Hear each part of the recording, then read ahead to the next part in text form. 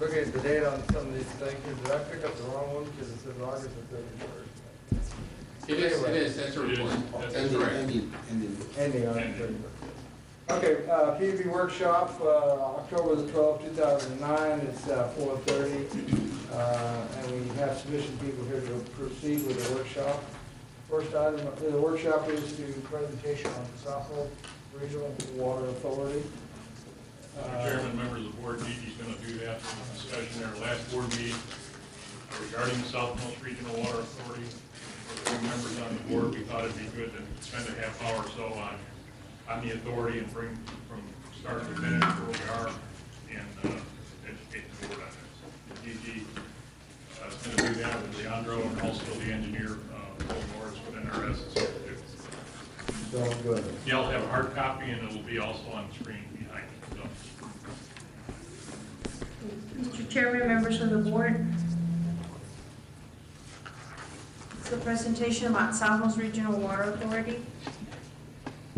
Table of contents will be talking about participants, history, the plant description, the microfiltration project description and the benefits for Brownsville, the financial highlights, the project financing timeline, the microfiltration project funding, the Southmost Regional Water Authority officers, the Texas Water Development Board officials, and the Southmost Regional Water Authority consultants.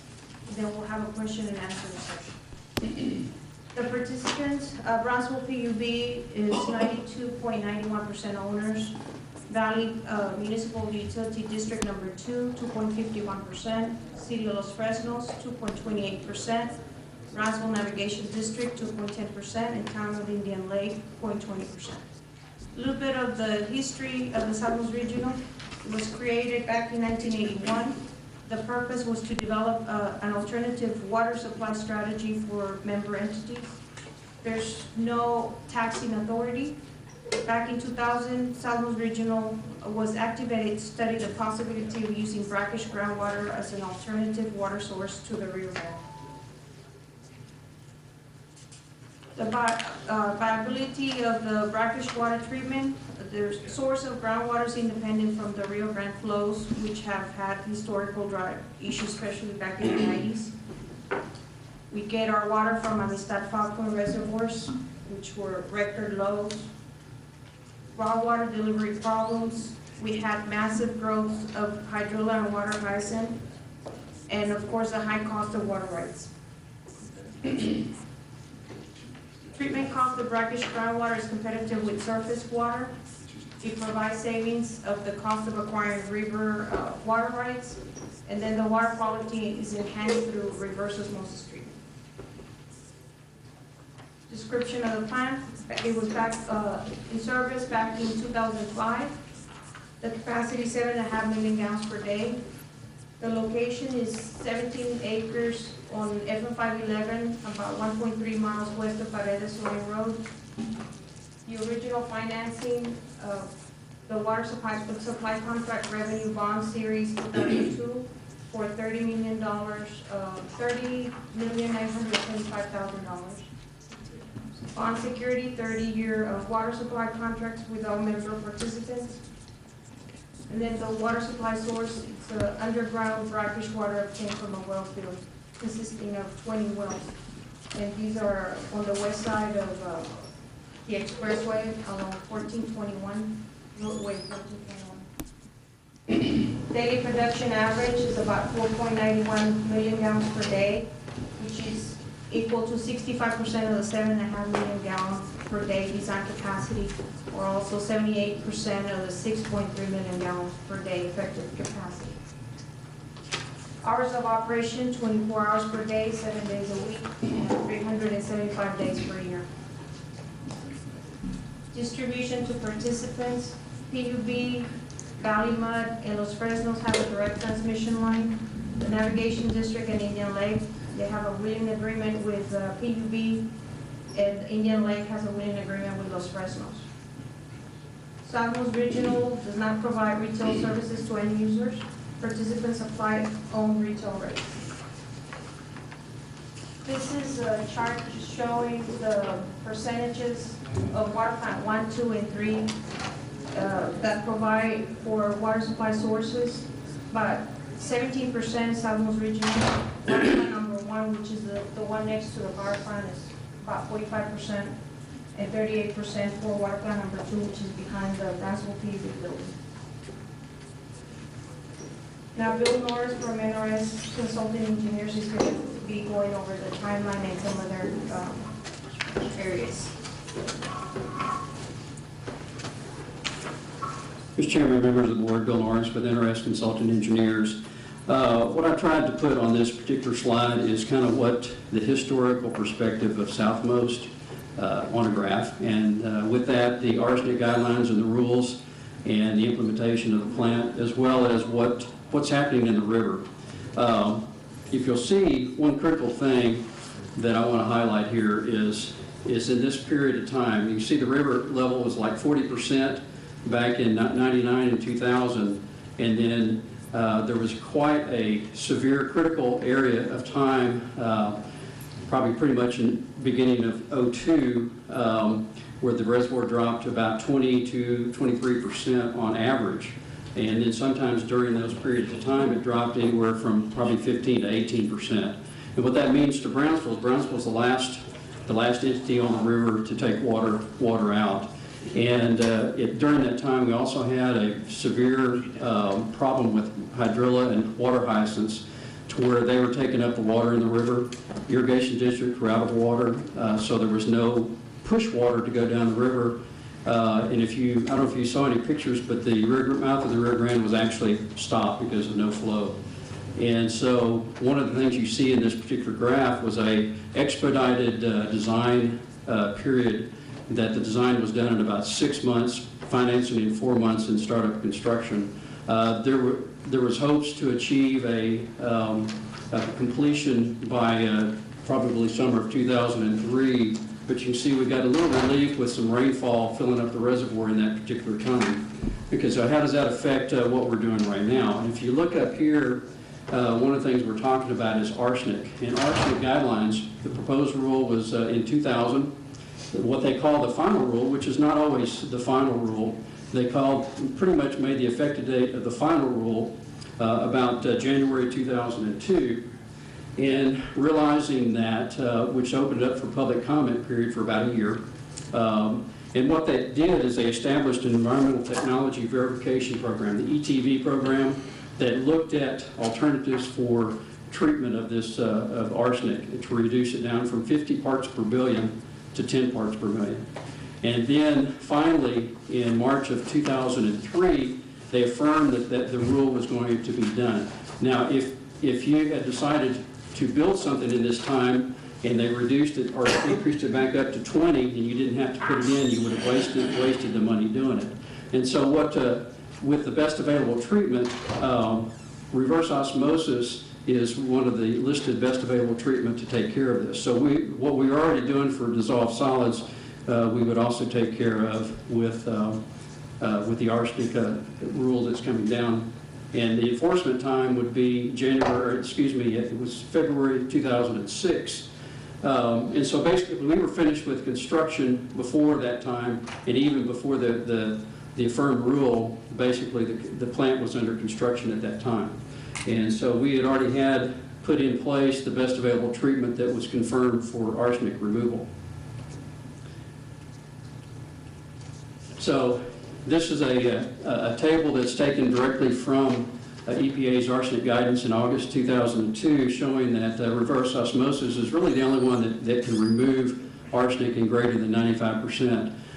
All those require some pre-oxidation, which we are also doing at the present time. So this just shows that the best available treatment, or the BAT, we were already producing that in the plant design.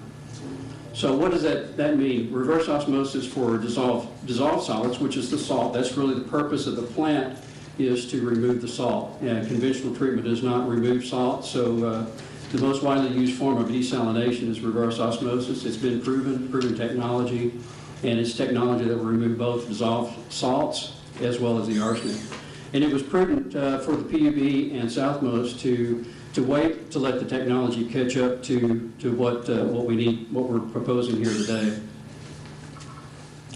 About the plant performance before the rule enforcement, the plant achieved all compliance standards, including blending of a bypass stream of well water, and so it actually exceeded all standards. After the rule was enforced, the plant still achieved all compliance standards. What we had to do is reduce capacity because it was only the RO. We couldn't do the blending because the blending portion did not remove the arsenic. And so we had to do some pre-oxidation with chlorine was required. And so just to give you the original, this is kind of the original process. We had an RO treatment capacity of 6 million gallons a day, basically from the well field, simple process, cartridge filter, RO membranes. And then we had a blending bypass of 1.5 to give us a total of 7.5 million gallons a day. That's as the plant is designed. As the plant was modified to meet the arsenic requirements currently, is we had pre-oxidation where we had a little chlorine, and then we still had the 6 million gallons a day of RO treatment membranes. But you can see on the blending bypass, it's zero. We could not do the bypass. So the RO treatment system did what it's supposed to do. It's just that we had no treatment on the bypass stream. And so basically we had a 6 MGD reduction from 7.5 to 6 MGD. The proposed process basically shows an increase in pumping capacity from the well field.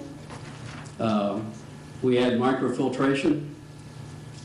And then what that does gives us increased capacity by adding an additional RO tank to 7.5 million gallons per day, and then a blending bypass of 2 million gallons a day for a total capacity of 9.5. So we're going from an original 7.5 reduced down to 6, and with the improvements we'll bring the total plant capacity to 9.5. Now, if we had considered this, which we did consider, the arsenic treatment in 2003, but there wasn't enough technology available to really make that investment. It wasn't prudent. So what you'd have to do, probably one of the only processes available to us was media absorption, which would be about $10 million add to the existing process, which is no different than what the original process was. It's just an add-on. And so what you'd end up with is basically 7.5 million gallons per day with a $10 million add-on to the project. So kind of doing a cost analysis of where we are and where we've been, the current construction cost for arsenic is 5.5 million. The remaining 10 million of construction goes to expansion. We saw the well field expansion and the RO expansion. So if we put $10 million into the arsenic removal in 2002, the projected cost is $10 million. If we finance that, the cost you would have today from that time to today is $6.3 million just in interest alone. And that's exclusive of using $2002 to $2009. So, and then the expansion itself, if you had to purchase the water rights for a surface water plant, the value of the water rights that this plant saves is $5 million. So right off the bat, you're saving, looks like $11.3 million conservatively on the project, as if you do it now as opposed to back then. So that pretty much kind of covers, kind of where we are or where we've been and why we're here at this point to take care of this project. So I'm going to let Gigi continue on with some of the projects. I'll be around for questions.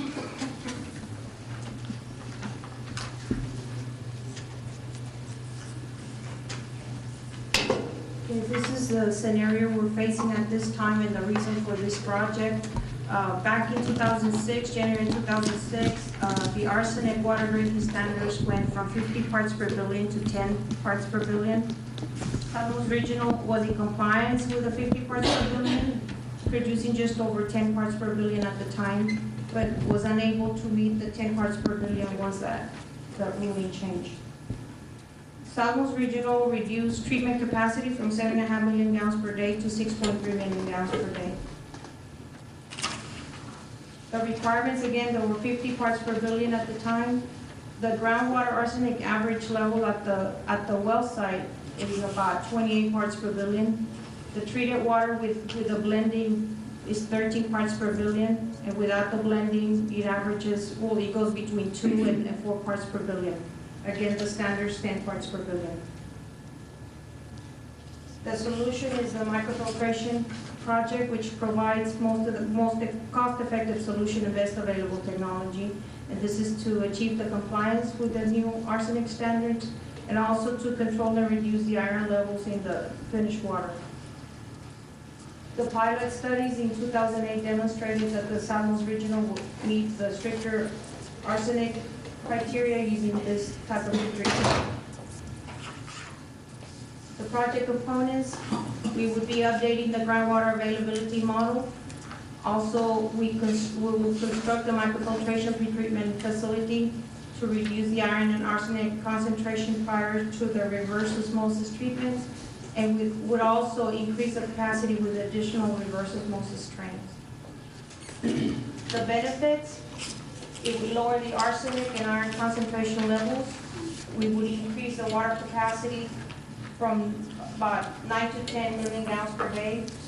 And it would also extend the life cycle of the membranes by reducing the cleaning frequency of the membranes. It also reduces the chemical requirements, and we would update the groundwater model to improve the understanding of the groundwater availability. Benefits to Brownsville. Again, Brownsville capacity will increase, and it would also increase the diversification of water supply. We would be 100% depending on the river. And additional capacity would also save $5 million in future purchases of water rights. We would also address water pressure issues on the north side of town due to growth. The overall impact of not funding the project, right now we're limited to 6.3 million gallons per day because we can't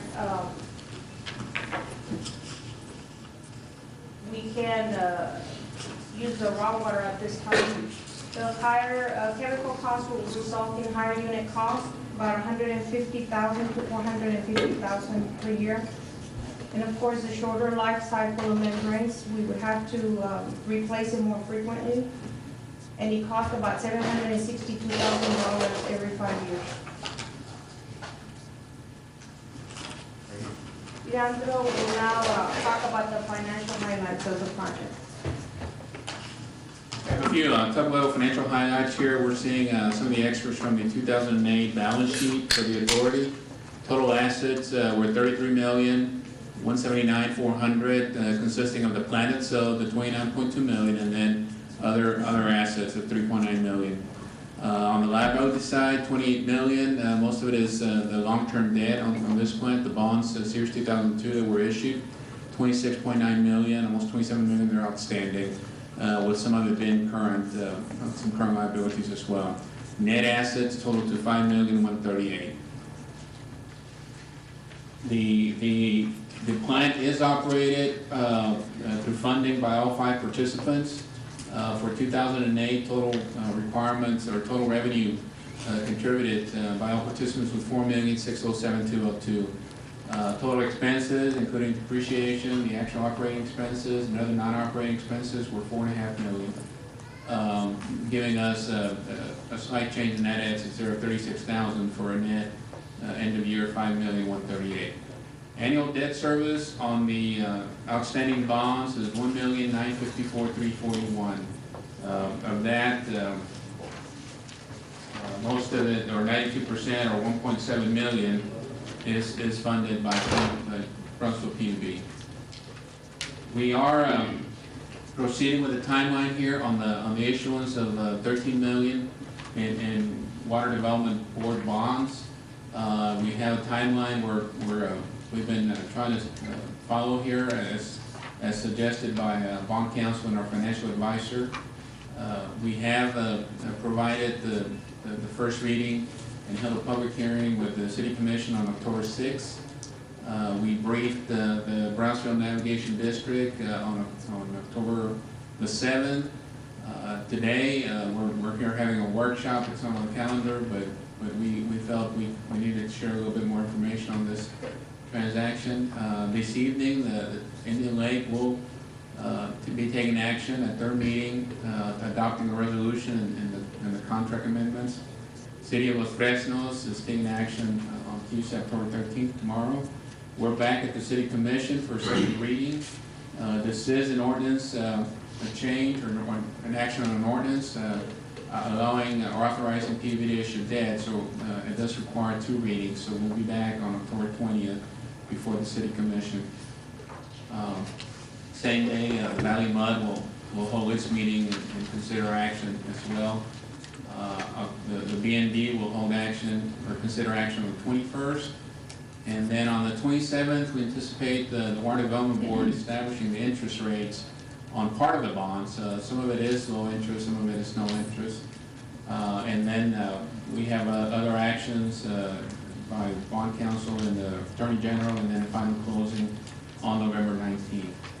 The bonds themselves do total $13,090,000, but they do provide for favorable financing. $9,295,000 is interest-free. We're going to be given a 30-year maturity schedule, and this funding is out of the state's drinking water state revolving fund for disadvantaged communities, or out of the disadvantaged community program. Very favorable, and we're very fortunate that the Water Development Board has been working with us on that. Applying a 4% interest rate over 30 years would have meant the interest of $6.7 million, so we do foresee some savings here. The other balance, the balance of $3,795,000 is low interest. It will carry an interest rate that will be set on October 27th, and that one will have a shorter maturity schedule of 20 years for the combined $13 million. The annual debt service, we have scheduled or the interest over the total debt service over the 30 years to be levelized debt, so we're going to be seeing an annual debt service requirement of about $586,000 to $590,000. We do want to see a levelized schedule so we can plan ahead accordingly without any spikes in requirements by all 5 members. PUB's share is $545,196. As I mentioned, when we held our budget meeting, we did accommodate this. We did have to bump other projects, recognizing that this one was a priority and critical. So we were able to accommodate the $545 in our water utility budget without impacting the rates. So it does not trigger rating an impact. And here, because we did have to adjust the budget downward on some CIP projects, that we're able to do this. Requirements for the other participants range from $1,100 to up to $14,000 based on their share of the plant ownership. Recap here on what the Southmost Authority Board consists of is Mr. Guerra, SPUB President, serves as president there. Vice Chairman is Richard Lindman from Valley Mud, and 2. Vice President David Winstead from City of Fresnos. Our treasurer is Mr. Carlos Masso from Navigation District. Our secretary from the town of Indian Lake is Barbara Coleman. And then John Rusiak serves as Deputy Secretary and Treasurer. We are working closely with the Water Development Board officials, Kevin Ward, Mike Smith, Luis Farias, and then of course we've engaged the services of the consultants in order to fulfill all the tax exempt, Attorney General, and state obligations on these tax exempt bonds with financial advisor Fernando Rosa, Fulbright Gerarski, Bond Counsel, and our engineers, NRS Consulting. With that, we will open it for any questions and entertain any other discussion as the board desires. Go ahead and turn on the lights, I guess. All right, does anybody have any questions? Chairman, I just wanted to mention that I was there at the City Commission meeting when the presentation was done, and I just want to commend management for a very well prepared presentation as to this opportunity that we have in front of us.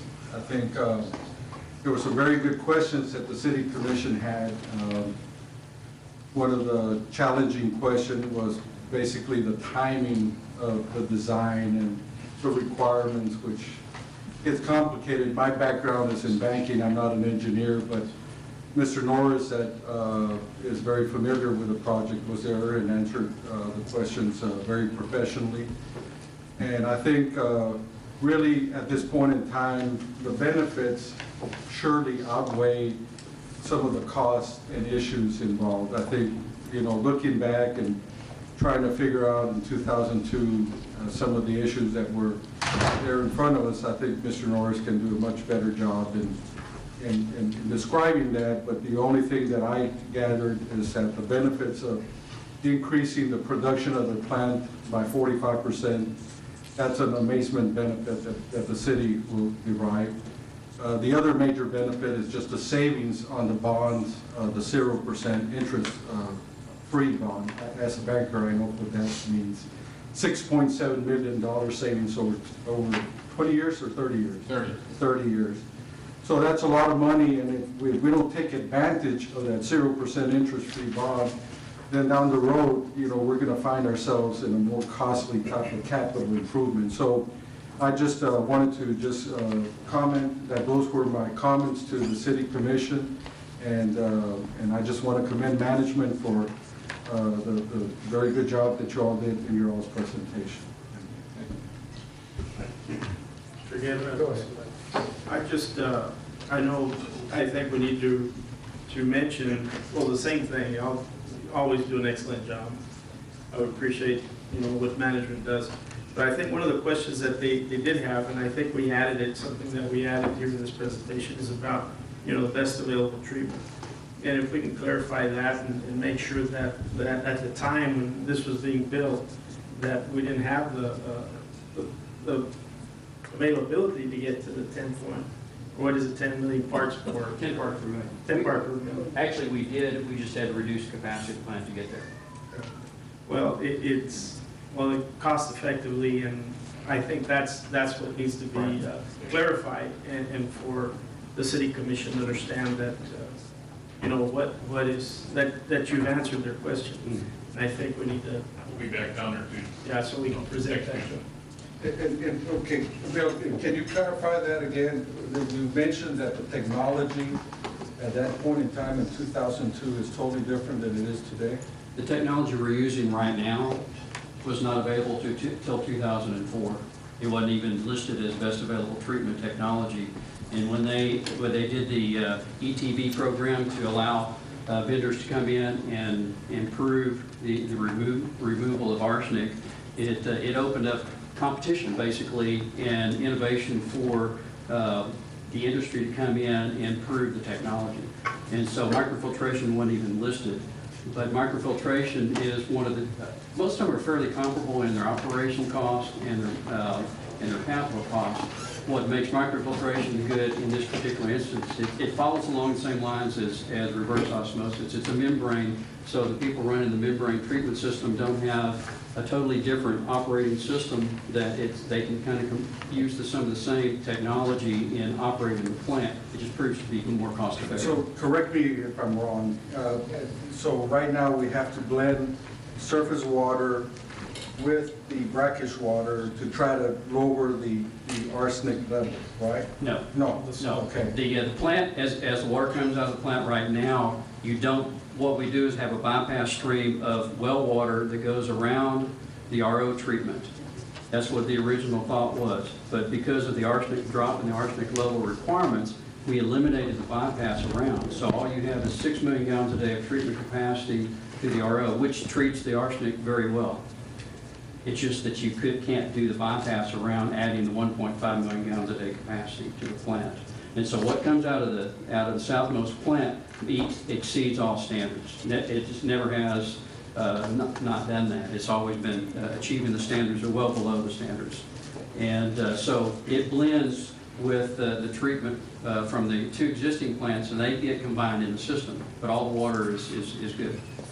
But I guess you're getting it to a level of 13 parts per billion right now. We're getting a level of 2 to 8 at the moment. 2 to 8, okay. Not running straight through right through. Just going through the RO system, we're achieving, actually we were able to achieve lower rates where it's not even detected, but you add more chlorine. So there's a level, if you add more chlorine, then you start to degrade the membrane. So there's a fine line, and that's one of the reasons by going to the microfiltration. The long-term effect of chlorine on the RO membranes is questionable.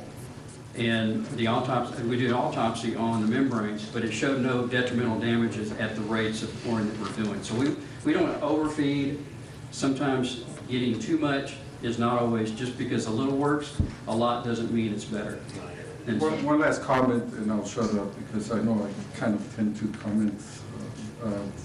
As far as the water production that Brownsville has right now, what is the percentage that is coming from the southmost regional plant as far as total volume of water? How much is that being produced? last year was 17% of your water came from southmost. I think you had a couple there's a slide in there in your presentation. I think it showed 17%, but I think a couple months the plant was not in service. So I think on average you're probably getting about between 22 and 25% of your water. And with a 45% increase in production, we'll take that up to a certain percentage level? You will have the capability of providing probably 40 to 45% of your supply from southmost. 40 to 45%, well, that's a major jump. If you utilize all the capacity, see if you're treating at 5 and you have capacity of 7.5, you're not utilizing all that capacity. But you would have the capabilities if you wanted to run 24/7 at 95 to 98% of the capacity, then you would be probably providing 40 to 45% of your supply capacity to the system. From that plant. So as far as diversification from just depending on the river, this is a very good strategy for the city of Brownsville. Definitely a strategy that, based on the reliability, the future reliability of the reservoir system and the river, people are diversifying. So this system's pretty much guaranteed. Sure. I'm trying to, what does that mean to me? Well, I mean, it's going to function. I mean, you're going to. Well, it's independent. It's independent of drought. And so if you came across the same situation that you had 3 or 4 years ago, and if it was worse, you could actually supply all of your water to Brownsville, even if there wasn't any water coming down the river. I mean, obviously you'd have to conserve, but you would have water. Question, yes. It would jump from 17 to 45%, right? If you utilize all, right now, that 17% is actual numbers. It means that the plant was only producing 5 million gallons per day, because 2 months it was out of, either it was down for repairs, or I don't know what the total came from, but that came from actual numbers. When we calculated the amount of water that Brownsville uses when the plant was built, based on 100% operation, it would provide at that time 40% of the Brownsville's water supply. Okay, so that's just the usage figure. If you don't produce it or you don't take it, then that's reflected in that figure. I don't know if that answers your question. It is confusing because that's actual water used. How much water are we actually using in Brownsville? I don't know what the total is right now, About but 25 million gallons. About 25 million. I guess, if you don't mind, I guess my question was, how fast after the overhaul can we see the increase of production of water? it'll be based on the demand and what you take out of. It'll be there for your taking. Whether you take it from southmost or you take it from your 2 existing surface water treatment plants, that will depend on where you want to take it from. Yeah, more than likely we'll take it from southmost, whether to run that plant 24/7 or to run the other plants. So that'll be the first water we take. We're gonna take it all. No, I was heard, we got 20 wells that you tap water out of. Do we have other wells that we have water rights to that are not being tapped into? Right now, only the 20 wells, but I think you're utilizing 16 of those right now, Judy, right? 17 wells, 3 are spares. But we have no other water rights and limit, as far as other acreage or something? Not at this time.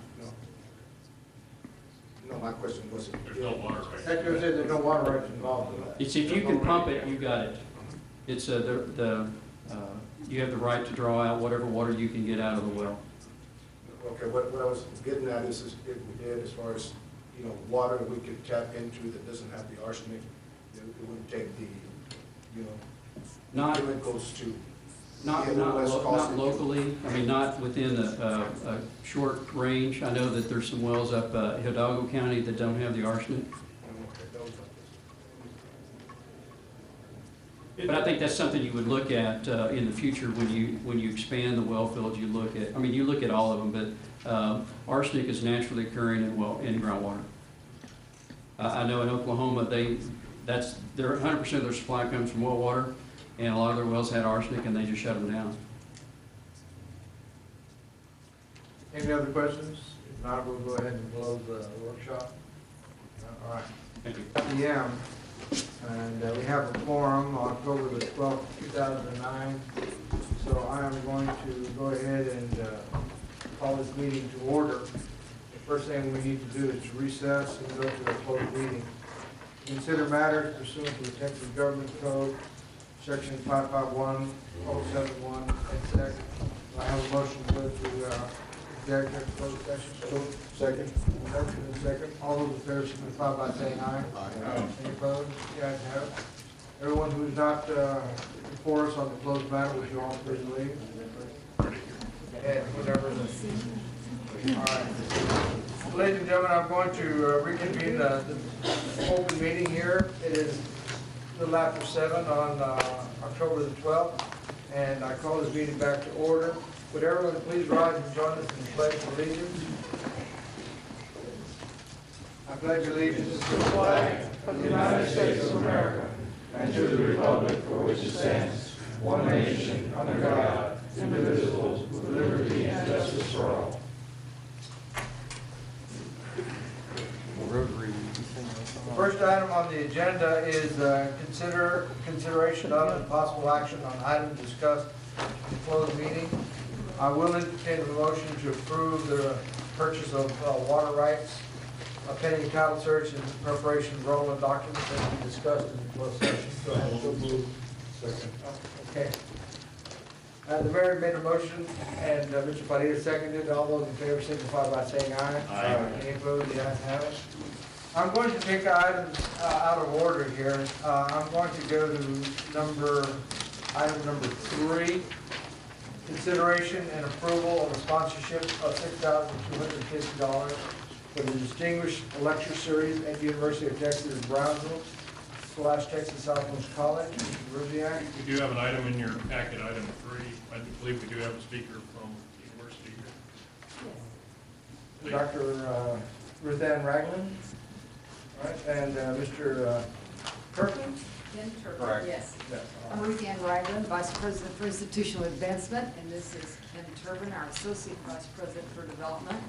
Mr. Chairman, board members, and Mr. Ruziak, thank you for this wonderful opportunity to come and visit with you today about our 2009 Distinguished Lecture Series at UTVTSC.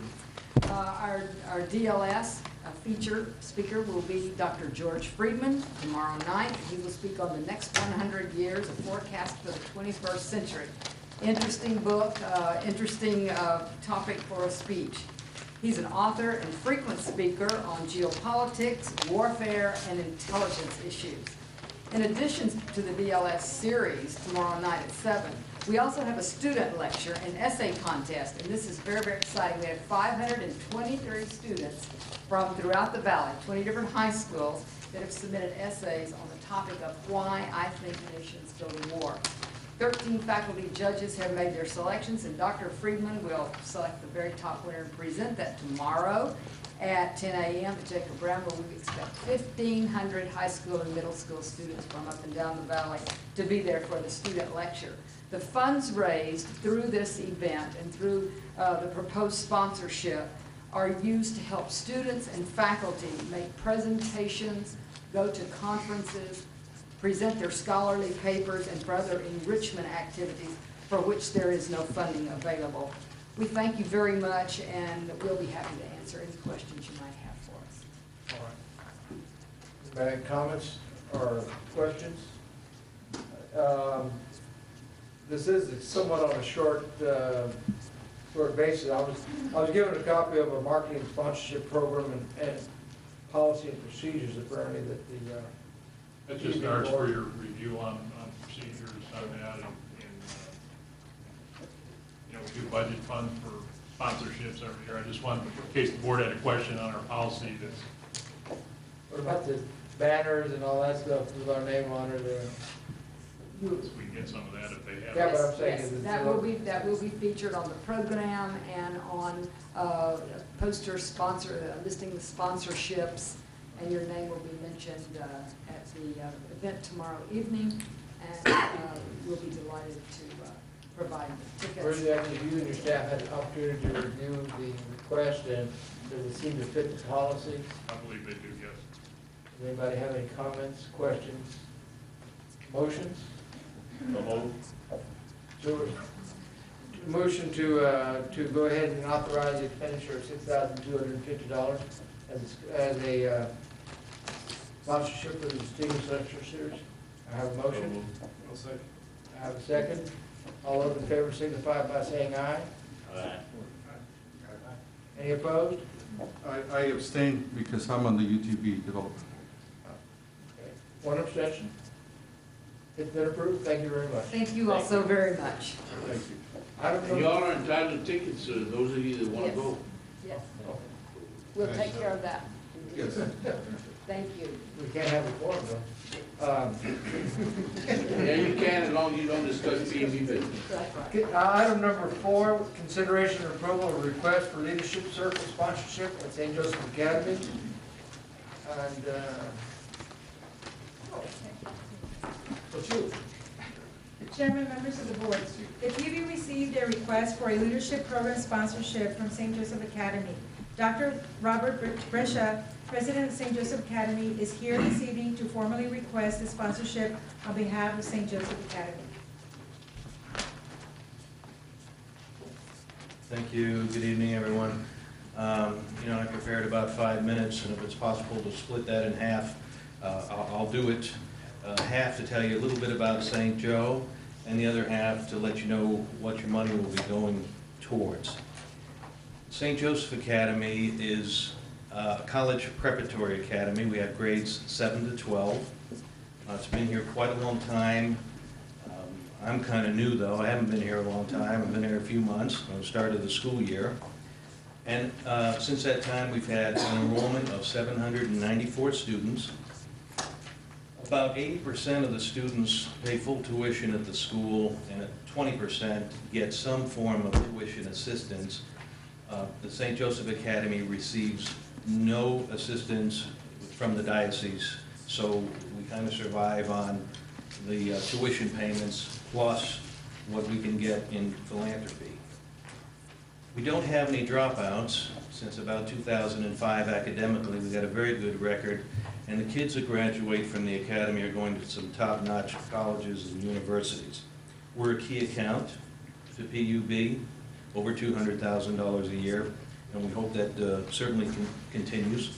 And we think that we're a responsible community resident in the sense that the academy sends 99.5% of its grads to schools versus about 67%, according to a study that I read recently, of Hispanic children in the United States. So we think we're doing something right in any case. Now, as far as what the money will go for, all of it will go towards improving capacity and improvements in both academics, so our learning environment at the school, for scholarships in accordance with our preferential option for the poor. Every year, 10 kids from Our Lady of Guadalupe School come to St. Joseph Academy and receive a large amount of their tuition free through these scholarships. You also get your logo and advertising in all our events and on our website, and you get a host of other things by being a platinum level Leadership Circle sponsor at the $10,000 level.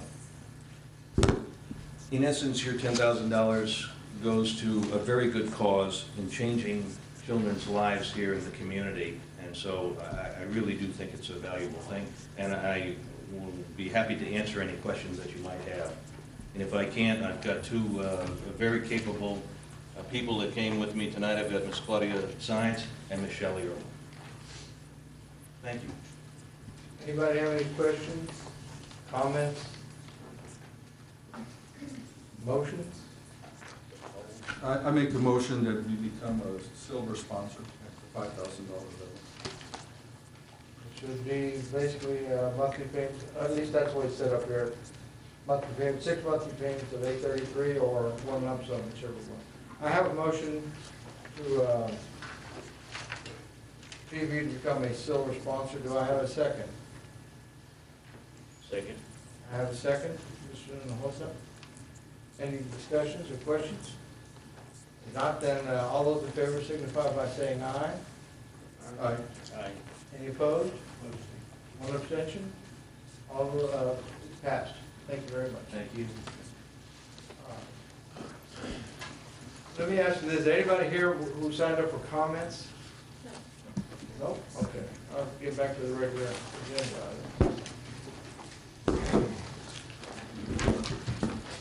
All right, Mr. Brusiak? I'm going to start with the general managers. General manager's report, let's go. Just on the calendar, we do need to have a special board meeting November 23rd or 4th for the Water Development Board contract. Meet with that When you're choosing, 26th. So it'll be it Monday or Tuesday. But that's imperative, we have to have a meeting. So what are the two dates? 23rd or 4th of November. 23rd or 4th? 24th. Monday or Tuesday? Monday or Tuesday. Monday. Of Thanksgiving week. Okay, thank you, Monday. Monday. Okay. Then we do have the October 15th, this Thursday, the $46 million award by the state in Austin. And it'd be nice if the board members could attend with me. Receive that check? This Thursday? Yes. I'll go. Okay. And we've got our financial. If anyone's welcome to go, I'm not, but it'd be nice to have a board member to go. How much is the check for? $46 million.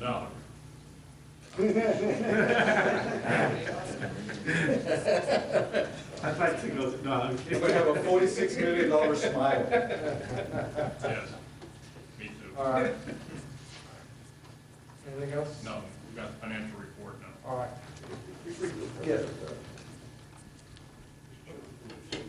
Could I change my vote on the other one, on the UTP to an abstention? Yes. Okay, please name it. Recorded as an abstention. The mayor abstained on both sponsorships. Go ahead. Mr. Chairman, Mayor, members of the board, my name is Aldo Garcia, Chief Financial Officer of Brownsville PUB. And in the interest of time, I'm going to zoom through the financial. I know it's been a long evening. On this slide, we report the net operating revenues year-to-date as of August 31 at $156,662,392. Adding in other revenues, interest brings the total to $162,562,337 in gross revenues.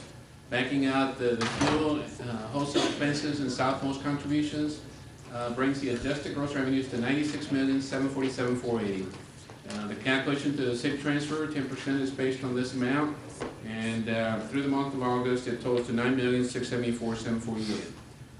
COB usage for the same period was $3.8 million, and the city has received a net cash of $5,080,11,512.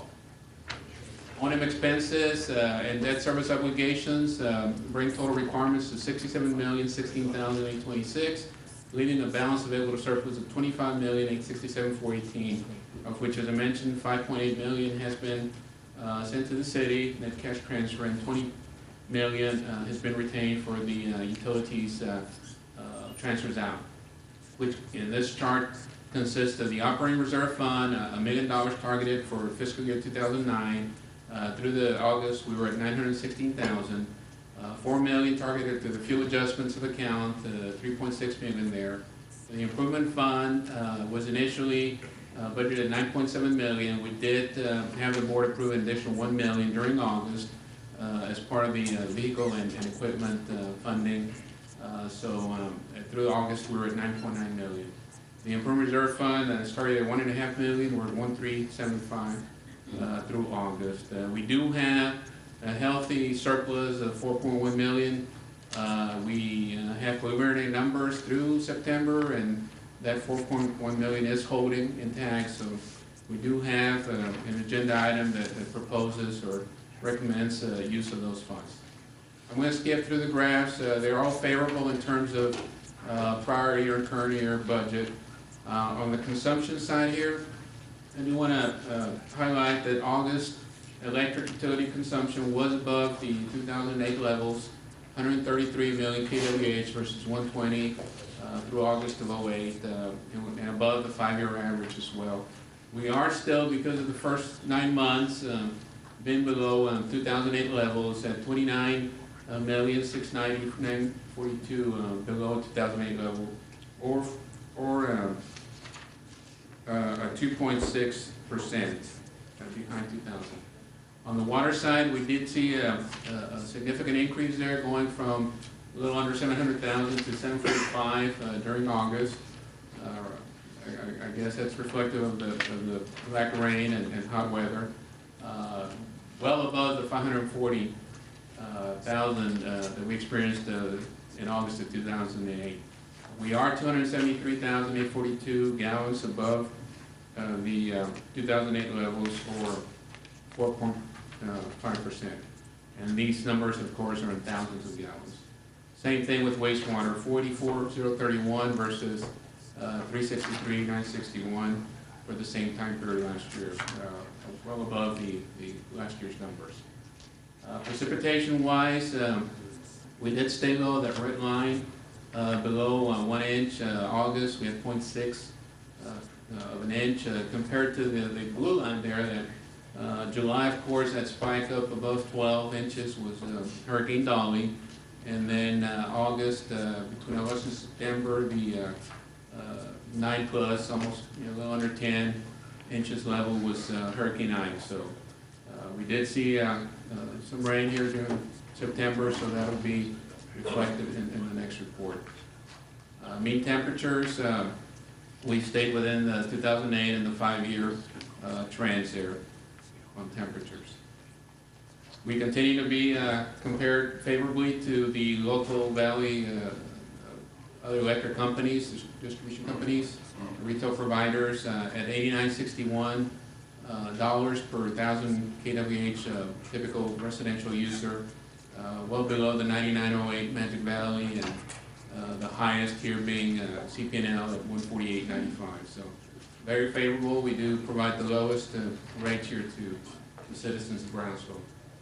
When we compare PUB to the other municipalities, we are above most of them except CPS here, a few cents, 89.53 versus our 89.61, and 89.58 in Brownsville is the other one that's slightly under us, but we are well below the Austin Energy, 99.38, all the other ones, Bryan, Texas, 96.35, Denton, 95.25. So we are providing the best rates here we can as a municipally owned utility to our citizens. CIP expenditures realized for 47% of our 76 million CIP spending plan, 35 million West Bend. Most of that in the wastewater area, and we did expect this as we began funding during the summer.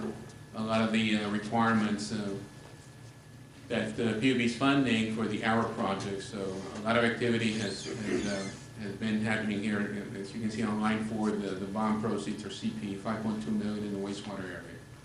And that concludes my August performance report. Go to item number 5, consideration and approval of a resolution to approve the Brownsville Public Utilities Board's investment policy and investment strategy. We're required to bring before the board once a year an update on our investment policy. Bond counsel for Ren Jaworski has reviewed our policy and recognizing that there may have been some legislation passed last summer that may affect us, and their determination was that no changes were needed at this time. So although we need to have it approved, we do want to report that the legal counsel has revisited and reviewed it, and at this point, we don't have any changes. But we do require that, we are required to have the board approve it. Any questions, comments? I have a comment. On page 15, which is the establishment of internal controls, that is reviewed by our external auditors and our internal auditors. We have had our external auditor review this, just for compliance, because they do test transactions on a I guess, sampling basis, make sure that we are complying with this. I believe it is scheduled on the next round of audits for our internal auditor within the next probably 6 to 9 months. I remember seeing it on the list on the investments. That's correct. So we'll subject all of this to his review, and of course, as usual, implement any changes that he may recommend. Any other questions? If not, I'll entertain a motion to approve the recommendation of staff to approve the PUB investment policy and investment strategies. Mayor? Second. And Mr. Hinojosa seconded. All those in favor signify by saying aye. Aye. Any opposed? The ayes have it. It's been approved. Item number 6, consideration and approval of authorization for the general manager and chief executive officer to approve legal and engineering services as needed. With the adoption of the 2010 budget, we did set the budget amounts for legal and engineering. Projected for 2010, legal requirements or legal fees are $1,510,500. And then on the O&M side, we have $532,500 engineering fees projected, and then $1,457,000 in the CIP. These services are professional in nature. We don't bid them out. We're exempt per state statute on procurement from bidding these out. They are professional services. We do bring any items before the board if they're over the general manager's limit. But we do seek your authorization to grant him throughout the year the authority to work within these budgeted amounts. We have provided a list of projected requirements for legal by a legal firm, the 1.5 million, and then we have the different nature of the O&M capital. The O&M engineering, and then the capital engineering total 1.457. This is something we do every year at the beginning of the fiscal year to make sure that John has, our general manager has the ongoing flexibility to engage these type of professional services. Comments? Questions? Question. For instance, on the legal fees, what's the, was there an increase from last year to this year? Is it About the same. It's going to be about the same. Anything, it might be a little less, because we did experience significant legal because of the lawsuits we engaged in, the Oakland Unit, and other activity that has transpired. So it'll be the same or less. Any other questions? If not, I'll entertain a motion to approve the authorization of the general manager to approve legal and engineering services as set forth in the call. Second. Have a motion and second to approve the staff's recommendation. All those in favor signify by saying aye. Aye. Any opposed? The ayes have it. Item number 7, consideration and approval to amend the fiscal year 2010 capital improvement plan budget. What you got to see? The board, as evident in their budget at the meeting last month, was very supportive of assisting the city of Brownsville with their economic stabilization $3 million funding. We were able to accommodate that through a reduction in the proposed CIP at such time. And I did, I guess at that point out to the board that we could bring in the replenishment once we got into the new fiscal year. What this action does is, as you mentioned, we do feel that the $4 million surplus through August that I just reported on, it's going to stay intact, and the preliminary September numbers do reflect that.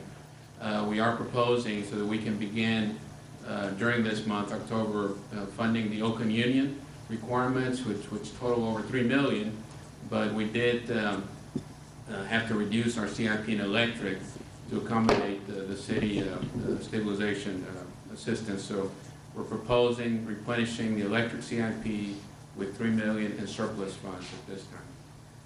I have a list of, I can go over a list of stuff. Dip it into our reserves to bail out, the city. No, the city was scheduled to be over 12 months, so that's gonna follow the monthly earnings of PUB, just like we would have contributed on a monthly basis to our CIP. We're kind of, in essence, pre-funding the Oakland Union with $3 million at this time from the 2009 surplus funds. So, one is the use of ongoing monies to the city. This is surplus replenishing a reduction in electric CIP. There are major projects scheduled that we have a share to cover at Oakland Union. Our supply staff is here to address any questions, but they do have a $5 million capital or major projects listing that includes things from turbine generator rebuilding to reheat block valves and other major critical components of the plant that are major capital in nature. Any other questions? If not, I'll entertain a motion to approve the recommendation to amend the fiscal year 2010 CIP budget in an amount not to exceed $3 million. Second. I have a motion by Mr. Morales, seconded by Mr. Nakano. All those in favor signify by saying aye. Aye. Any opposed? One nay. The mayor voted nay. It has been approved. Item number 8, consideration and approval to provide commercial paper funding for water and wastewater capital improvement projects devised for the period of September 2009 through December 2009. Our commitment to the board is to continuously bring any updates on commercial paper needs. What this agenda item request is an addition of $3,573,901 in combined water and wastewater project needs, mainly in the wastewater. These are projects that are in line with some of the additional projects we're having to do to accommodate the ARA projects, the stimulus funding projects. This will bring the total commercial paper allocations or budgets to $19,119,664, of which $6,174,444 is water and $12,945,220 is wastewater. So we do have staff here available to elaborate on the projects that are being required, primarily in the wastewater, $1.3 million at this time. You said to meet the actual cash flow needs? This is to set the budget, the authority for the engineers to proceed with design and contracting. Once they get the contracts, then they come back to the board for those authorizations. But this just sets aside that funding availability so that they can proceed with the project. So moved. I have a motion by the mayor to approve. Second. And a second by Mr. Hinojosa to approve the total of $3,573,901. All those in favor signify by saying aye. Excuse me, it's $3,886,700. No, it's been revised. Oh, it has? It's $3,573,901. Oh, I apologize. We handed out Oh, you handed out, yeah. a revision. Okay. All right. I have a motion and a second. All those in favor signify by saying aye. Aye. Any opposed? The ayes have it. Is it approved? Item number 9, consideration and approval of a resolution amending the water supply contract made by and between the Southmost Regional Water Authority and the Brownsville Public Utilities Board. Mr. Garcia.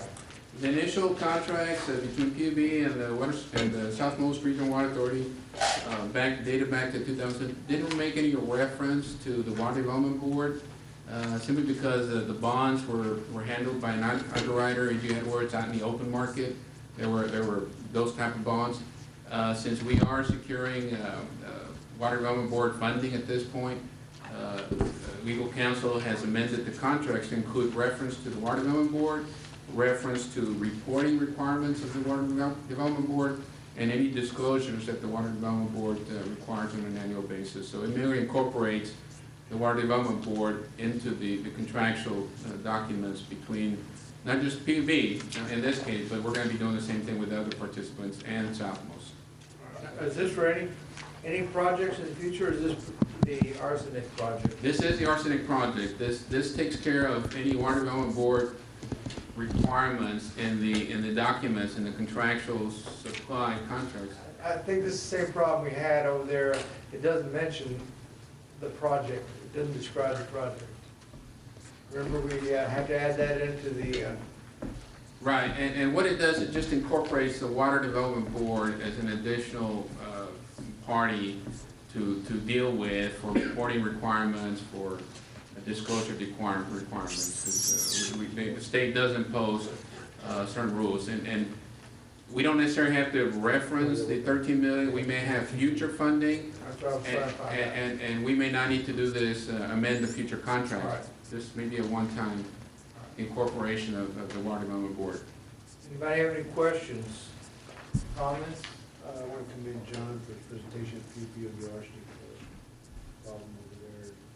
And I think it's just helps us here. I'll make the motion. Motion to approve the amendment of the contract between the authority and PUB. I have a motion, do I have a second? Second. A motion and a second, all those in favor signify by saying aye. Any opposed? Thank you. It's been approved. Mr. Garcia, you don't have the last one? No, Number 10, consideration and possible action on amending the resolution adopting amended rules of the Brownsville Public Utility Board. Mr. Chair, members of the board, it was actually on February 11, 2008, the board adopted a resolution amended rules of the Public Utilities Board. And I submitted them. Mr. Guerra asked that I submit them to the new board and review those rules if there's any changes. I think there was one change There was one change that I had I wanted to look at. wanted to look at, yes. We had been, the board had been incorrectly doing something, and it was pointed out to us about 2 years ago that we were not following the rules, but we liked the procedure. The procedure was the election of officers in December to take office in January. The rules presently stated on page 3, rule number 7A, talks about election of officers in January, taking over then in January. And what I'd like to do is change A to read in December in the first sentence, and I think at the beginning of the second sentence at the end of December, and possibly add on language like the newly elected officers shall assume their office on the first day of January following their election. And I think it probably was a good procedure. You get elected in December, you take over in January. But, anybody have any problems? It's a good deal. It wasn't substantive or anything.